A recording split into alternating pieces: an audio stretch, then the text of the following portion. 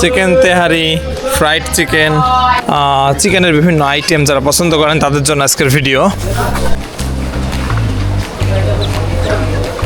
এই যে কুচি করে যে তেহারির জন্য কাটতেছেন, এই রক্ত আছে, এটা পরে গিয়ে ওরা ধুবে। আর আমার তো বিশ্বাস হয় না ওরা ধোয় কেমন করে। না, এত রক্ত বুঝছেন, এই ধোয়ার পরেও ওই দেখা যায় যে কলিজা, তারপর বিভিন্ন ইয়ের মাঝখানে যে রক্তগুলো থাকে না, এগুলো ধোয় না অত ভালো। এত ধোয়ার সময় তো নয়। ঠিক আছে, একটা দোকান ধুইলে কিন্তু সব দোকান তো ধোয় না। এই যে আপনি এই পিসটা একটু আমাকে দেন না, এই যে এইটা একটু হাতে দেন তো হালকা করে। এই যে ভিতরে দেখছেন কত এগুলো রক্ত থাকে না, তারপরে যে কোনায় কোনায় যে গায়ের চর্বি, এইগুলা কিন্তু ধোয়া অনেক কষ্ট পায়। আরও কি জানেন, আপনার এই যে রগের মধ্যে রক্ত জমে আছে দেখছেন, এই যে হাতের রগের মধ্যে দেখছেন, হাতের রগের ভিতর দেখেন রক্ত জমে আছে দেখছেন।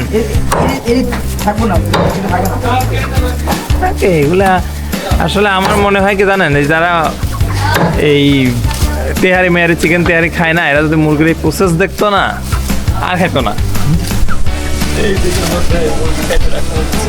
আর এটা ধোয়া তো আসলে এত সহজ না, অনেক কষ্ট। এত কষ্ট করে কেউ ধোবে না ভাই।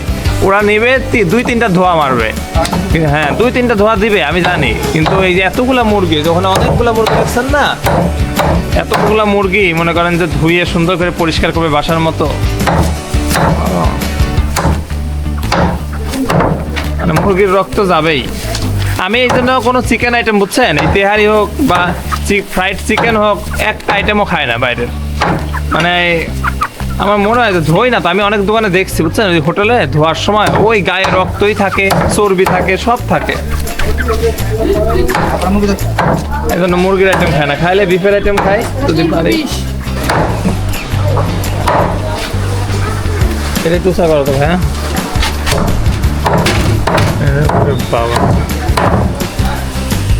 এগুলো কি লোহার সব নাকি রাবার?